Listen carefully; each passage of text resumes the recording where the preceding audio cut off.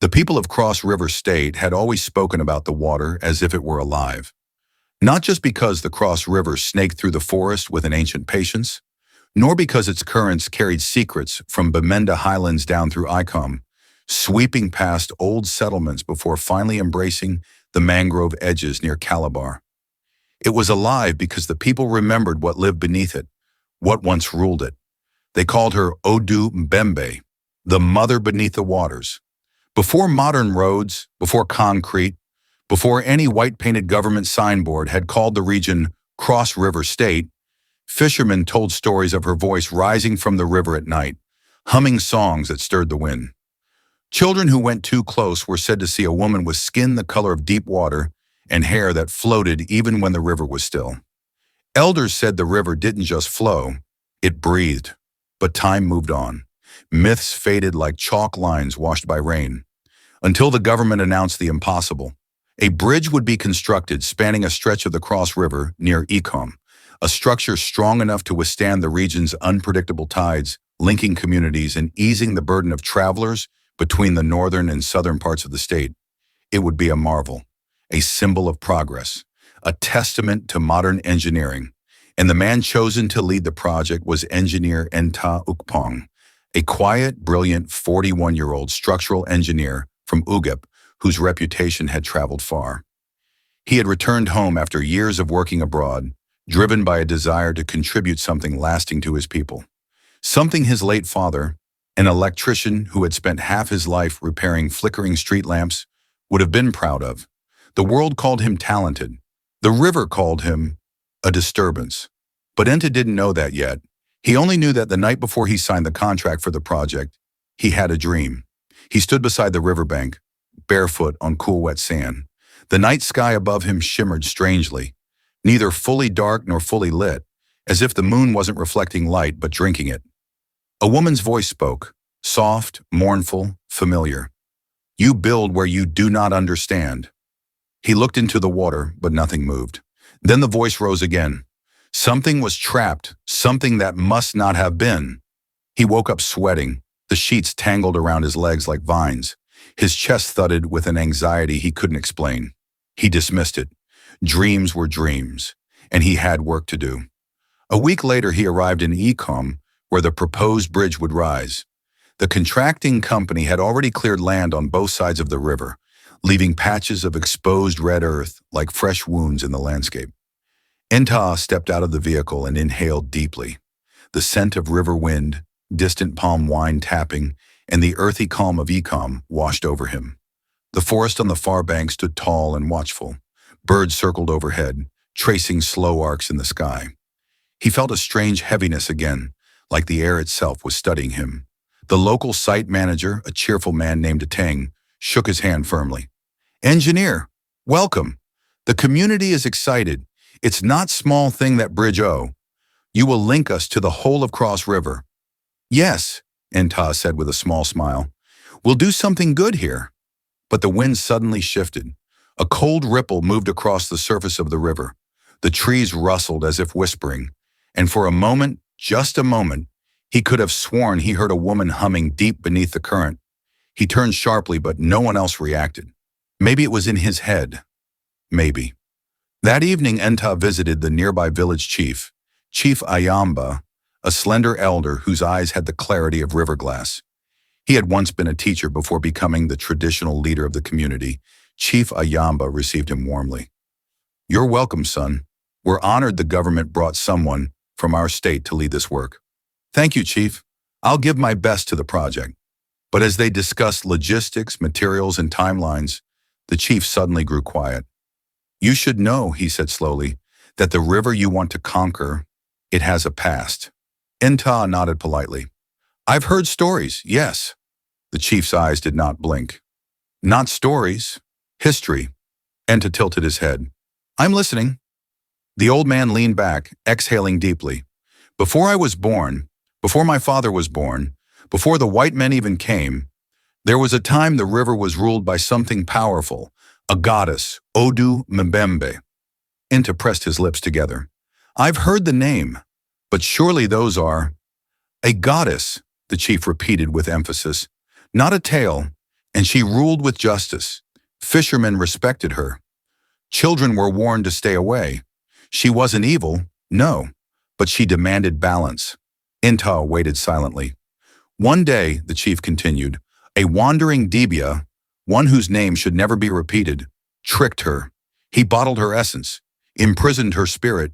He did it for power. Nta felt the hairs on his arms rise. What happened to the bottle? No one knows. That is why I am uneasy. He fixed his gaze on the engineer. You are building where a wrong was committed. The river remembers. The room felt colder. Nta cleared his throat. With all respect, Chief, we have the best hydrological team, geotechnical survey. I'm not talking about science, the chief interrupted gently. I'm talking about consequences. Silence stretched between them. Finally, the chief sighed and waved a dismissive hand. But perhaps the world has changed. Perhaps the river sleeps now. Go ahead and build your bridge. Just be careful. Later that night, as Nta stood alone on the riverbank reviewing the next day's plans, he felt the ground beneath his feet tremble. Not violently, just subtly, like the river was rolling in its sleep. He looked up. The moon's reflection rippled unnaturally, and then he saw it. A shape forming beneath the water. A woman, her figure wavering like a candle flame underwater. Her hair spreading around her like dark silk, her arms reaching toward him, fingers long and elegant. He blinked, and she vanished. The river went still. His heart hammered. He closed his eyes and whispered to himself, You're tired, that's all. But the river hummed softly in reply. Not tiredness, a warning. Construction officially began on a Monday morning, the type of morning that felt like it had been handcrafted for progress. The sky was an easy blue, the breeze gentle, and the river flowed with deceptive calm. Machines growled to life. Workers shouted instructions. Surveyors set their tripods and markers. A yellow excavator began clearing the final patches of undergrowth near the riverbank. Everything looked normal. Too normal. Engineer Nta stood near the temporary field office, hands on his hips, scanning the operation with sharp eyes. His team respected him because he missed nothing. Not a measurement, not a soil inconsistency, not a structural imbalance. But today, something else tugged at his senses. The river felt awake, watching, waiting. He rubbed his neck uneasily. Engineer, Yiting called, jogging toward him. The soil report from the northern bank just came in. It's stable, better than expected. That's good news, Nta said, though his voice remained distracted. You know, look happy-o, Yiting chuckled. Cheer up. Today's a good day. Nta tried to smile back. But then, a vibration quivered beneath their feet, so slight it could have been mistaken for imagination. Yiting frowned. You feel that? Yeah. Another tremor. Slight. Faint, like fingertips drumming under the earth. Then it stopped. The workers continued, oblivious. Yiting shrugged. Maybe one of the machines. Maybe. But deep inside, Nta had the unsettling sensation that something beneath the river had just woken up properly. By midday, drilling for the initial test pile began. The machine roared, its massive rotary drill biting into the reddish-brown earth. The sound echoed across the water, disturbing egrets that rose from the reeds in quick white flashes. Nta watched carefully, clipboard in hand. All readings stable, the drilling operator shouted. But just then, a gust of wind swept across the river, sudden and unprovoked. It hit like a cold slap, scattering dust and sending papers flying. Workers shielded their faces. The drill machine juddered violently. Stop! Stop it! Nta shouted. The operator hit the emergency switch. The machine groaned to a halt. Silence. Then, a deep, muffled thud rose from below the earth. The ground shook, not violently, but enough to unsettle every worker. What was that? Someone shouted. Underground void? Another worker guessed. No, Nta murmured. Not in this type of sediment. He leaned closer, placing his hand on the metal casing of the drill. The metal felt cold. Too cold. Then something pulsed inside the ground, like a heartbeat, a slow, measured heartbeat. His breath caught. He stepped back quickly. Everybody move away from the drill perimeter, he ordered. The workers obeyed. though some muttered nervously. They waited. Nothing happened. The river flowed peacefully again, as if mocking them. After a long pause, Iteng whispered, "Engineer, are you sure everything is okay?" Nta swallowed hard. "I think we should pause all drilling for today." "But why? It's just do it," he said firmly. He couldn't explain what he felt. Logic told him nothing was wrong, but something deeper told him the river had responded. Responded to what? The drilling? The intrusion? Or his presence? That night, Nta stayed back alone in the field office. The workers had gone home, the machinery stood silent, and the river hummed softly in the dark. He couldn't focus on his paperwork. He kept glancing out the window at the water, its surface catching faint glimmers of moonlight. At around 11 p.m., he stepped outside. The night air was heavy, thick with the scent of wet leaves and river moisture. Frogs croaked in the distance. Fireflies drifted lazily above the bushes. He walked toward the riverbank.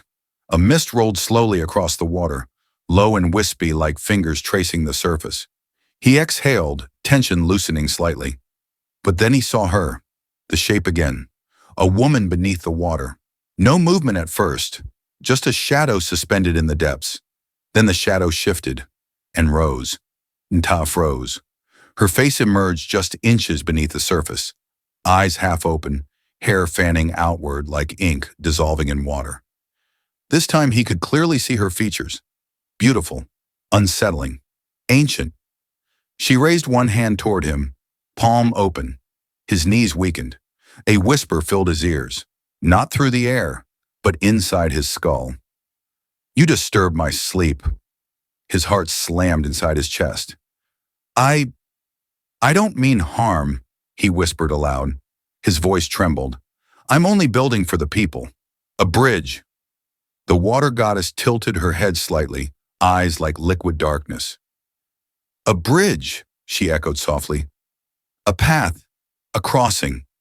Humans have always sought to cross what they do not understand." Nta swallowed, unable to look away. "The river used to be balanced," she continued, "until one of you took what was sacred. He bottled me, trapped me, used my power, left me incomplete." Nta felt a cold chill spread over him. "You escaped?"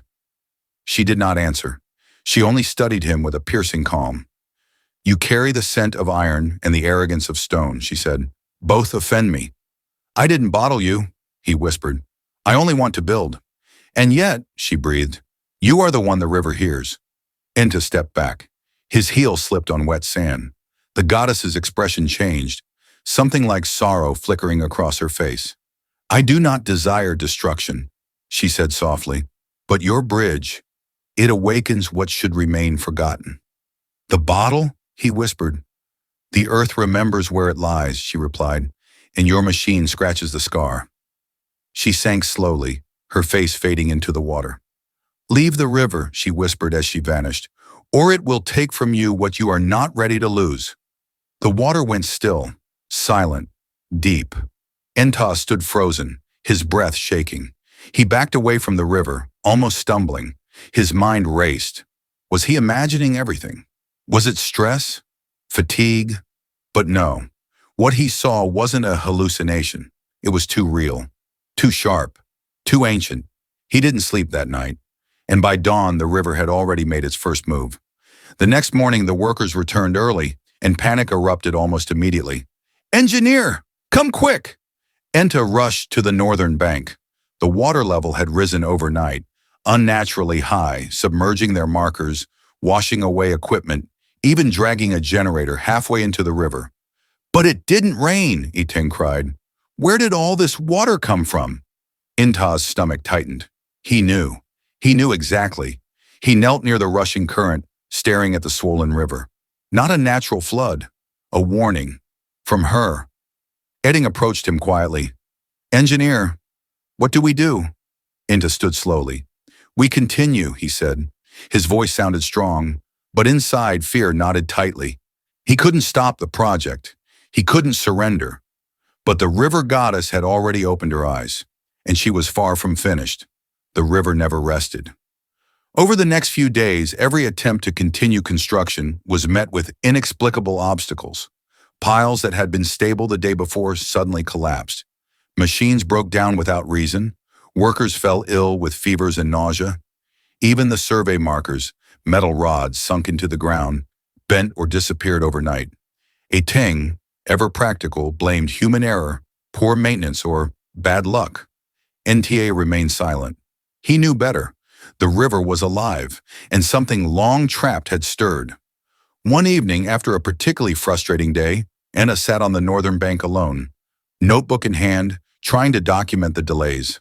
The moon hung low, golden and fat, casting a path across the rippling water. The faintest hum rose from the river, a sound too low for anyone else to hear. It made his bones vibrate. Then he saw her again. Odu Mbembe's form glimmered just beneath the water's surface. But this time, she was different. Not simply sorrowful, angry. Her eyes burned with fury, reflecting the moonlight like molten metal. "You continue," she whispered, voice like wind over broken glass. "You tread where blood once ran in silence." "I mean no harm," Nta replied aloud, his voice steady but trembling. "I only build for the people, to connect them, to help them live easier lives." "Easier lives?" she scoffed. "Humans always take, never give. My essence was stolen, trapped, forgotten. And now your bridge disturbs the wound. You awaken what should have remained bottled." The words were heavy, like the current itself pressing against him. "I don't know how to fix what was done," Nta said quietly. "I am not the one who trapped you. But I will not abandon this work. The people need it. They've waited generations for it." The water shimmered violently, sending ripples across the shore. "Then you will pay," she said. The wind rose, cold and sudden. Trees bent, and the river surged. Nta stumbled backward. Small waves crashed against the bank, carrying with them debris from upstream. His body ached. A sharp pain lanced through his chest, leaving him breathless. He fell to his knees. Sweat and fear mingled on his face. It was no longer a warning. It was a test. The following morning, tragedy struck. A worker had fallen into the river while inspecting the foundation piles. A Ting dove in immediately, pulling the man out. He was alive but shaking violently and muttering incoherently about shadows beneath the water dragging him down. The entire crew grew nervous. Superstition and fear spread like wildfire. Nta called a meeting with the elders of the local communities. He met Mama Effiong, a revered herbalist and spiritual guide, whose lineage traced back to the old river priests. Her eyes were sharp, and she did not flinch at his appearance in his crisp white shirt and trousers. "Engineer," she said calmly, "you do not understand what you awaken."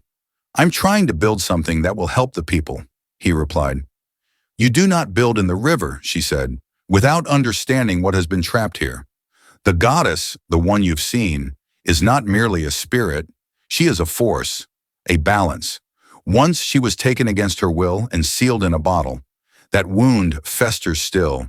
Until it is mended, nothing you erect will stand." Nta's hands clenched. "How do I fix it?" "Some things cannot be fixed with steel or stone," Mama Effiong said. "You must first release what was captured. Only then can the river forgive your intrusion." "Release the bottle?" Nta asked, realizing for the first time the truth in the elder's warning. "Careful," she said, her voice lowering. "That which was bottled does not forgive easily. Many have tried. Many have died. Only one with courage, humility, and endurance may survive the encounter." Nta felt the weight of her words settle over him. "I will do it," he said quietly. Mama Effiong nodded. "Then prepare yourself. This is not work for the body alone. Your spirit will be tested. Your mind, your flesh. You must endure what mortals rarely see." That night, Nta did not sleep. He walked the riverbank slowly, staring at the water that now seemed unnervingly dark and deep. He thought of the construction, the workers, the families who would benefit, and the bridge itself. And he thought of her, Odu Mbembe, the bottled goddess whose essence still pulsed with anger and sorrow beneath the river's surface. The river shimmered. A faint green glow rose from the depths. He froze. "You know what you must do," she said, voice rolling like water over rocks. "I will," he whispered. "Then face what was taken," she said, "or everything you love will drown before your eyes." Nta dropped to his knees. The river was not simply a body of water anymore. It was a mirror reflecting the history of deceit, captivity, and centuries of imbalance. He made a decision. At dawn, he would begin the search for the bottle, the source of her unrest, and he would endure whatever trials awaited. For he realized this was no longer just engineering. This was survival. And the river was patient, but it was not merciful. Dawn broke over Icom like molten gold spilling across the forest canopy. Engineer Nta Ukpong rose before the sun, his body sore from the previous night of tension and dread. He had barely slept, his mind a carousel of visions, half dream, half memory, half warning. The river hummed quietly in the distance, deceptively calm. He prepared his small boat, a shallow wooden canoe strong enough to navigate the cross river's shallow and deep stretches alike. He carried only the essentials: water, minimal food, some rope, and a small iron rod. Mama Effiong had warned him, "The river will test you. She will show you visions, illusions, and even your worst fears. Keep your heart steady, keep your mind clear.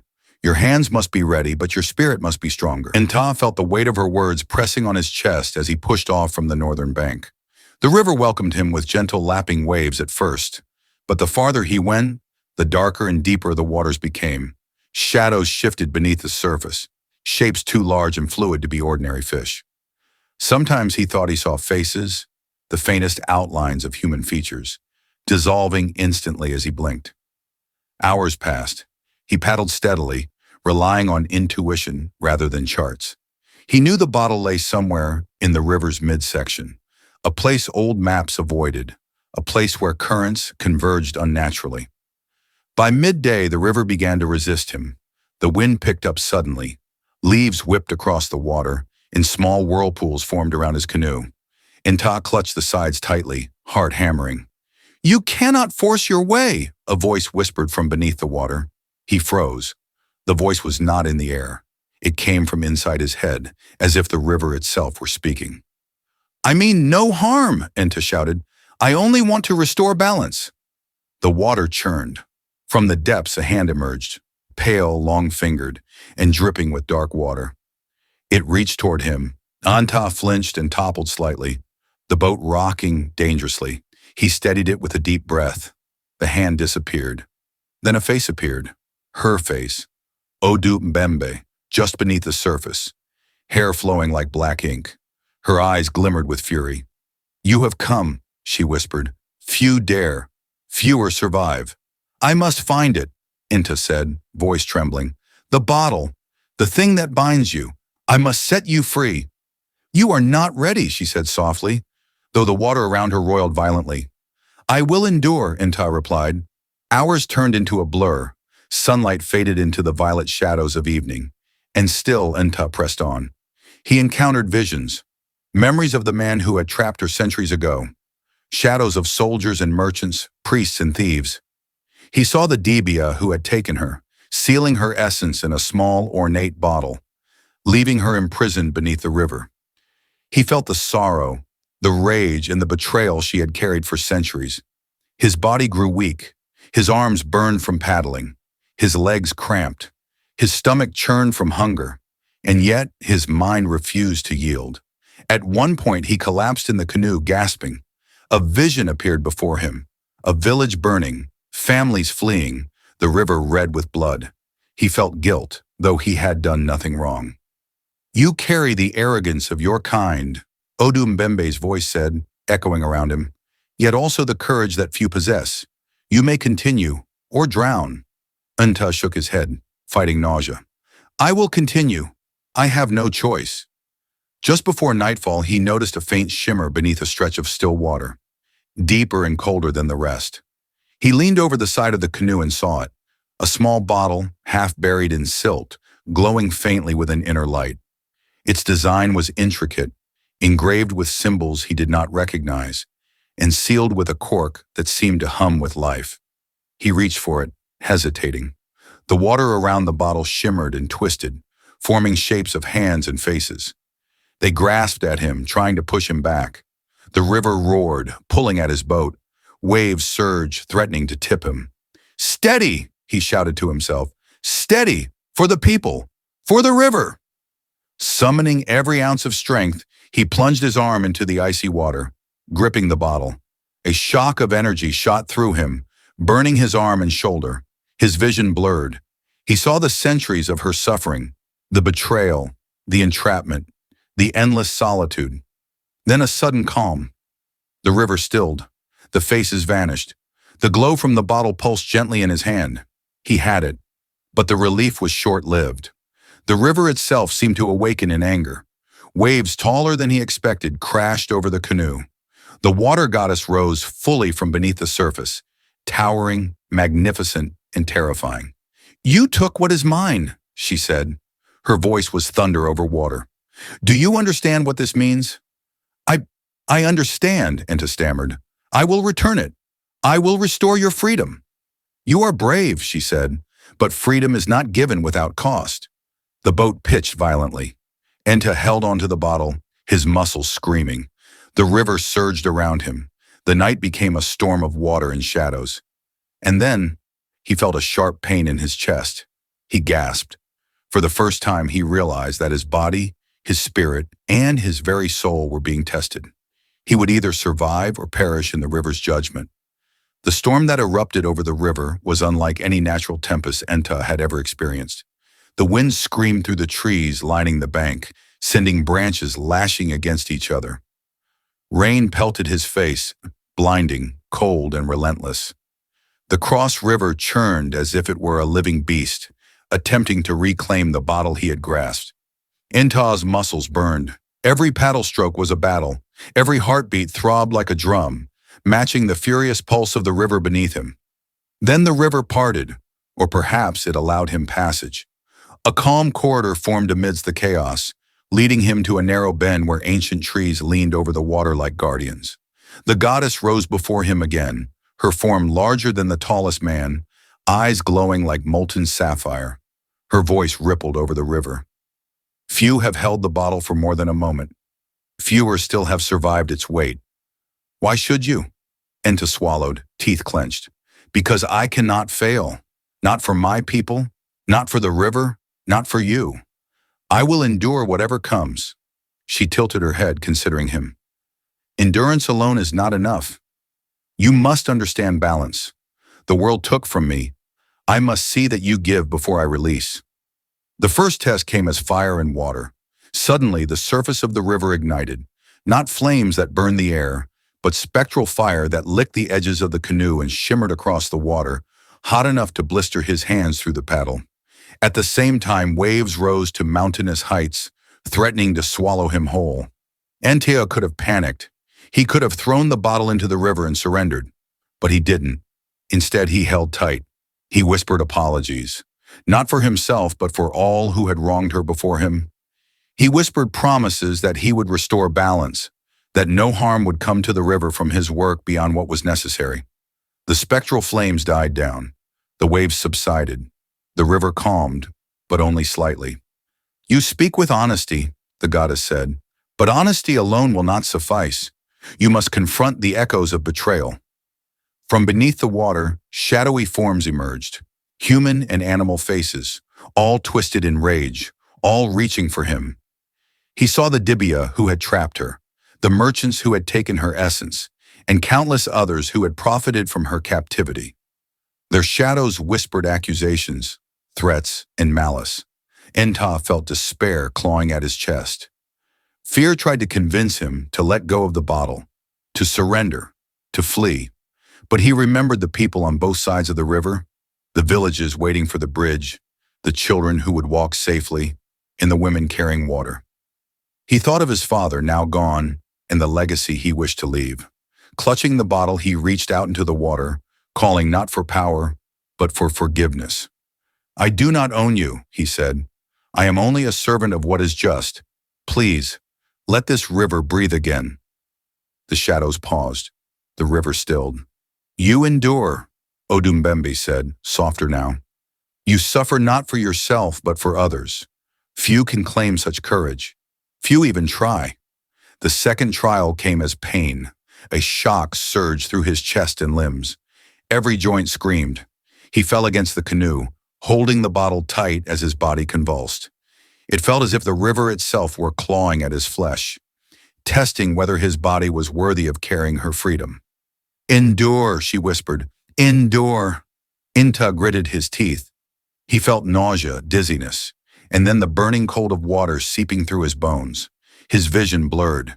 He thought he was dying, but he breathed through it, slowly, in, out, counting each breath, focusing not on fear, but on purpose. Eventually, the river released him.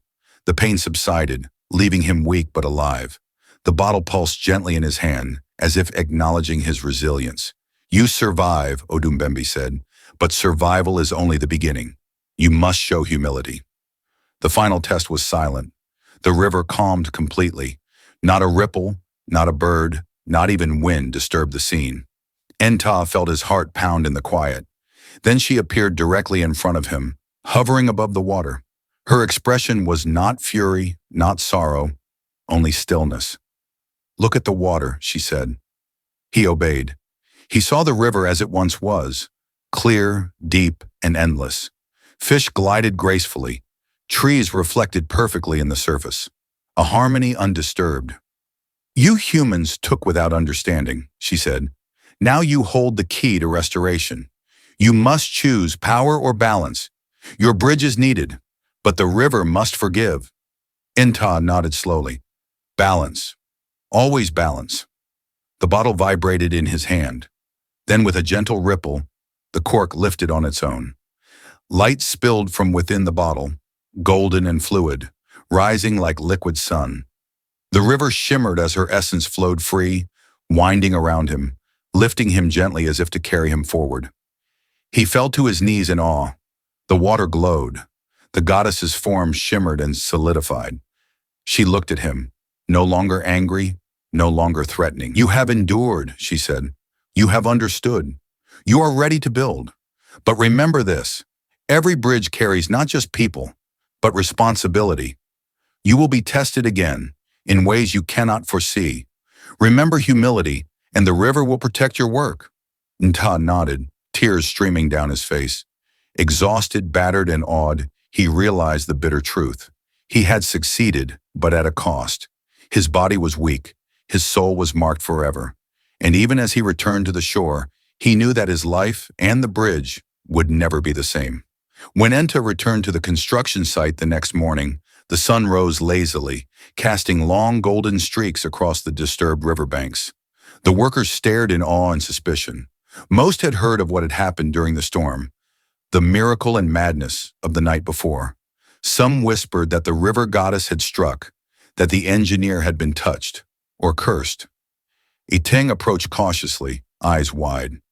"Engineer, are you okay?" Nta straightened, still weary, his skin pale from exhaustion, but his eyes burning with determination.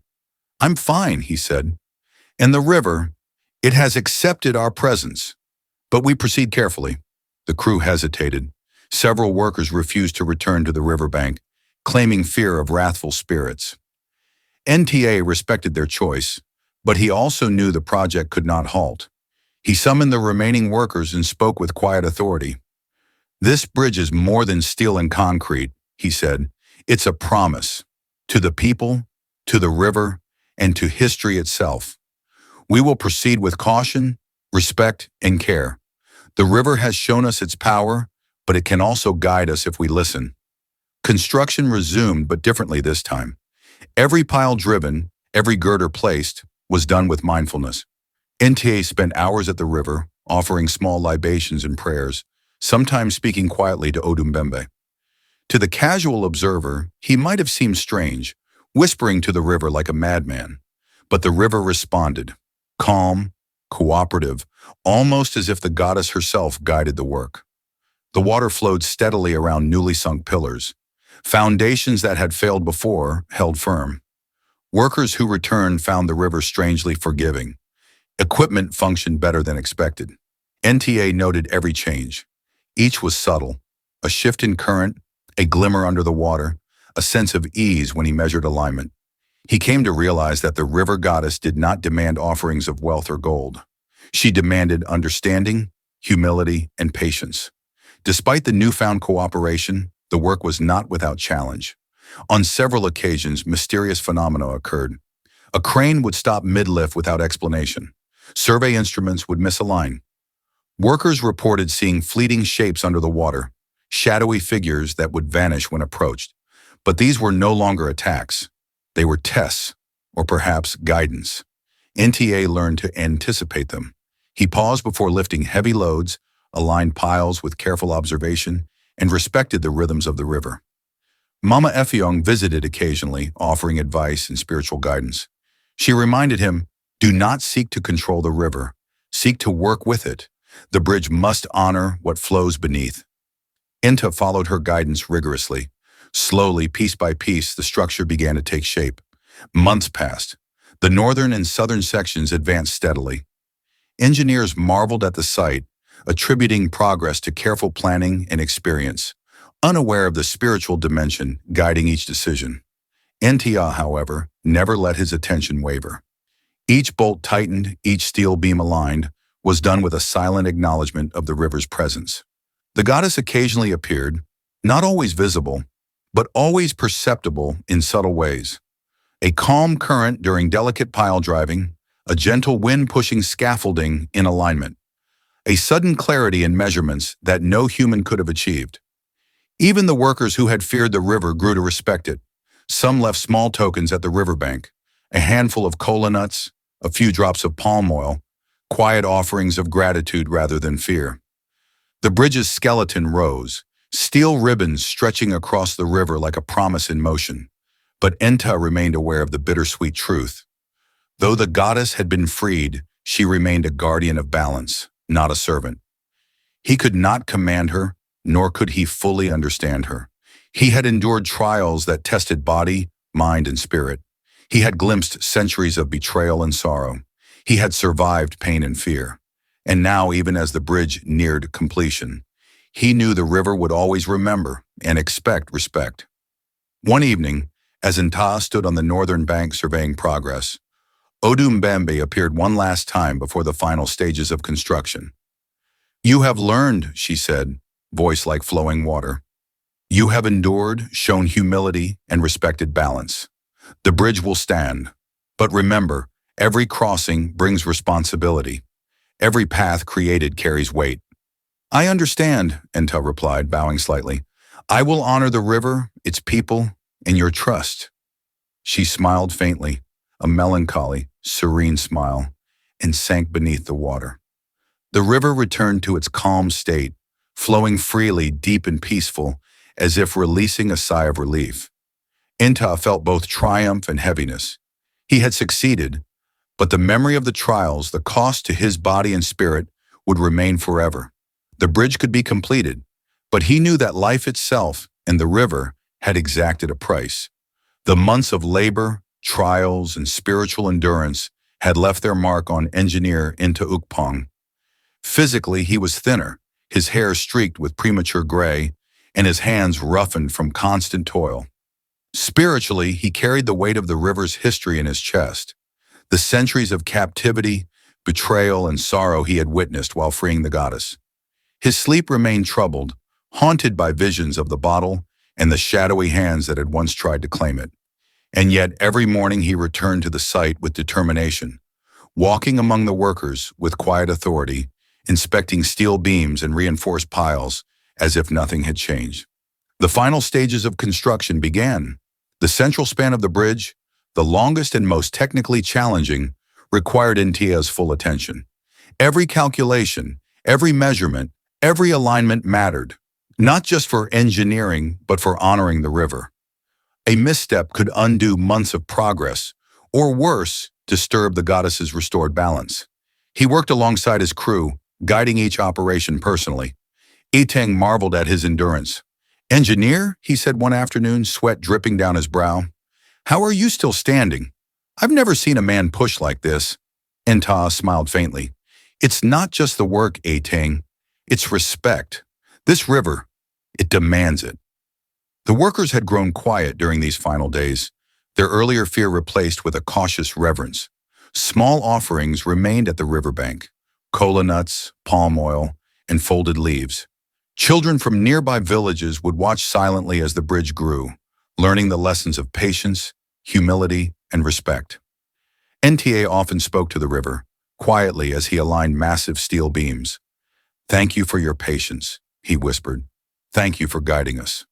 Sometimes a ripple or a shimmer on the water's surface would answer. A subtle acknowledgement, but enough to remind him that the goddess was near, always observing, always guarding. Even with the river's blessing, the work was not without risk. One day, while inspecting a suspended beam over the river, Nta lost his balance. The beam shifted slightly under his weight, and he plunged toward the water. But a sudden surge of calm, almost as if the river had steadied the current beneath him, saved him from disaster. He clung to the beam, heart pounding, and whispered, "I will not fail you again." The water shimmered briefly, and he felt a quiet warmth along his spine. It was a reminder. Survival had not been random. It had been earned. The bridge neared completion. Concrete and steel intertwined to form a graceful arc across the river, a testament to human ingenuity, tempered by respect for forces beyond comprehension. Nta oversaw the finishing touches: railings, supports, and road surfaces. Local leaders visited the site, marveling at the structure. Some attempted humor. "Engineer, you better not have angered the river," they said. Nta smiled knowingly, saying only, "The river and I have come to an understanding." The goddess did not need words. Her subtle presence had guided every calculation, every careful movement, every act of humility.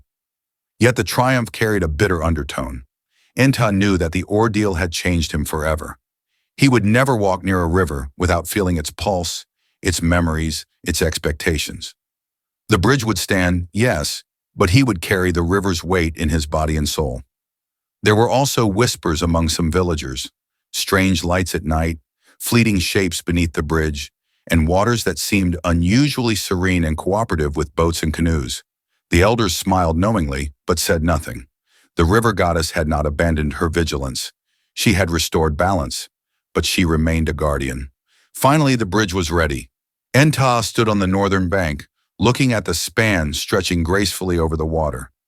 Sunlight glinted off the steel, reflecting across the river like liquid fire. The current moved smoothly beneath it, as if honoring the structure and the labor that had gone into its creation. He allowed himself a moment of quiet reflection. The project had demanded everything: his body, his endurance, and his spirit. He had witnessed the sorrow of a goddess wronged for centuries. He had endured visions of betrayal, pain, and shadow. And now, finally, there was calm. The bridge stood. But the cost, personal, spiritual, and emotional, was etched into Nta's bones. That evening, as he walked along the bridge alone, he heard a soft hum beneath the water. A familiar voice whispered in the night, "You have learned, you have endured, you have given respect where it was due." Nta knelt at the edge, peering into the shimmering river below. "I will not forget," he whispered. "You carry balance within you now," she said, "and the bridge will carry others. But remember this, every crossing will remind you of the price of freedom and respect. Carry it wisely." Nta nodded, feeling both triumphant and burdened. The bridge was complete, but his journey with the river and with the goddess was eternal. The day of the bridge's inauguration dawned bright and clear, a rare gift after months of unpredictable weather. The sun reflected off the polished steel beams, casting a golden glow across the river. Villagers from Ikom, surrounding communities, and even distant towns gathered to witness the opening of the monumental bridge. Colorful banners fluttered, children laughed and ran along the edges of the temporary festival area, and the aroma of roasted plantains and palm wine filled the air. Government officials and engineers arrived, cameras flashing, speeches prepared. Nta stood on the northern bank, the weight of the past months heavy on his shoulders.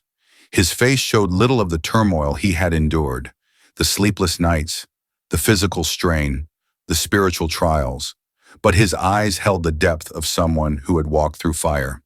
Atang approached, grinning. "Engineer, you finally did it. Look at this crowd. The bridge. It's beautiful." "It is," Nta replied softly, surveying the structure that spanned the river like a silver ribbon. But beauty is only part of it. The river had to agree. The ceremony began. Speeches were given, praises sung, and ribbon cutting prepared. Nta stood quietly, listening as officials praised the engineer who overcame natural obstacles and modern engineering challenges. But Nta knew the truth. He had not merely overcome obstacles. He had endured spiritual trials. He had walked through fear, pain, and visions of centuries of injustice. He had faced a goddess wronged and released her essence back into her rightful place. The bridge was not just a construction feat, it was a reconciliation. As the ribbon was cut, a soft shimmer rose from the river beneath the bridge. The water glowed faintly, golden light rippling across its surface. Nta felt a familiar presence, subtle yet undeniable, the quiet blessing of Odu Mbembe. She did not need to appear, did not need to speak. Her energy suffused the river, calm, watchful, protective. Some villagers whispered among themselves, noticing the shimmer. Others shrugged it off as sunlight or reflection. Only Nta knew the deeper truth. The river had given its approval. The first vehicles crossed the bridge carefully. Horns honked, cameras flashed, and laughter rang across the riverbanks. Nta stood aside watching. Every span, every pillar, every beam represented endurance, humility, and the hard-earned trust of a powerful force he had barely begun to understand. Eteng nudged him. "Engineer, you made it. The bridge stands. The river, it's calm, safe." Nta nodded, but inside he felt a bittersweet weight. He had succeeded, but he had also been changed forever. His body carried scars invisible to the eye. His spirit bore memories that would never fade. The bridge was complete, but it had been built at the cost of innocence, peace of mind, and perhaps even a part of himself. That evening, as the crowd dispersed and the festivities wound down, Nta walked alone along the bridge. The river beneath him shimmered under the setting sun. The current moved gently, smoothly. He paused at the midpoint, leaning against the railing. A faint ripple moved toward him, a presence he recognized immediately. "You have done well," the river goddess whispered, voice like flowing water. "The bridge will endure. Your people will cross safely. The river is balanced once more." "Thank you," Nta said softly, "for trusting me and for forgiving what was done centuries ago." "You understood humility," she replied, "and that is the greatest offering you could give." Nta exhaled, feeling the weight in his chest ease just slightly.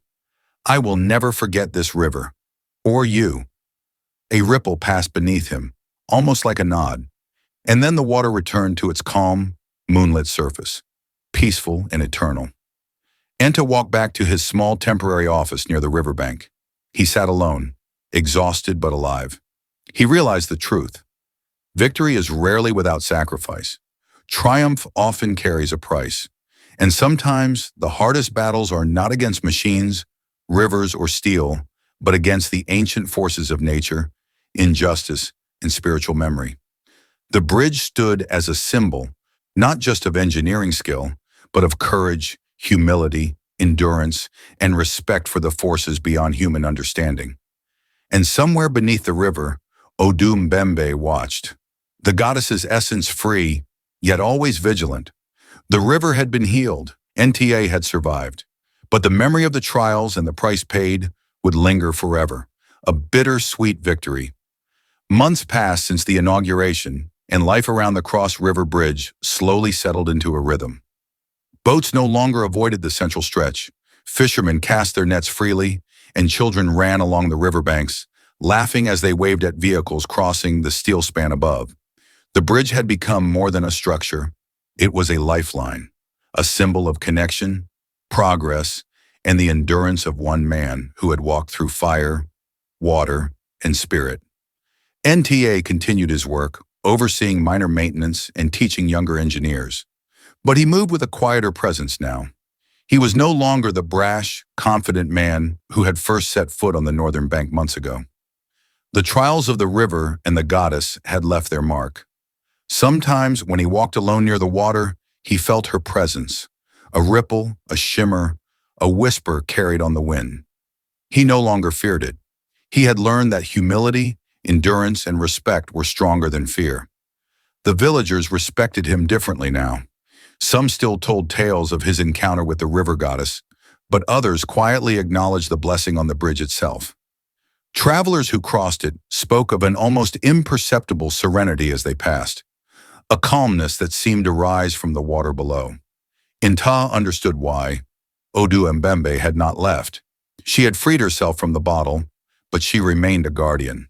Her watch ensured that the bridge endured safely, and that the river continued to flow in balance. One evening, Nta sat on the bridge, watching the sun set across the water. The sky was ablaze with orange and purple, reflected perfectly in the calm river below.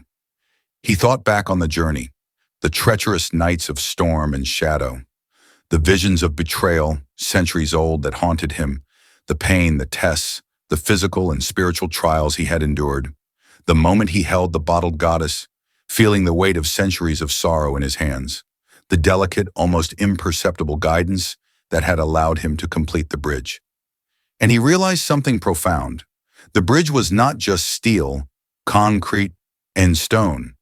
It was a testament to endurance, humility, and respect for forces beyond human comprehension. It was bittersweet, a triumph, yes, but also a reminder of the price paid. As he sat there, the water shimmered beneath the moonlight. A soft ripple traced the length of the bridge. Nta smiled faintly, recognizing her presence without seeing her fully. "You have honored me," Odu Mbembe whispered, carried on the breeze. "The bridge will serve your people well. You too have survived. Remember balance always." "I will," Nta whispered back. And in that quiet moment, Nta understood the ultimate truth of his journey. Life, like the river, demands respect. Human ambition can achieve greatness, but only when tempered with humility, understanding, and reverence for the unseen. He rose, stretched, and walked back to the northern bank. The bridge gleamed under the moonlight, strong, steady, and eternal. Below, the river flowed freely, deep and calm, carrying both the blessing of the goddess and the memory of the trials endured. The bridge would stand for generations, a gift to the people. But for Nta, it would forever be a reminder of courage, sacrifice, and the bittersweet price of true accomplishment. The river hummed softly, the goddess watched, and life, as always, moved forward, resilient, tempered, and aware.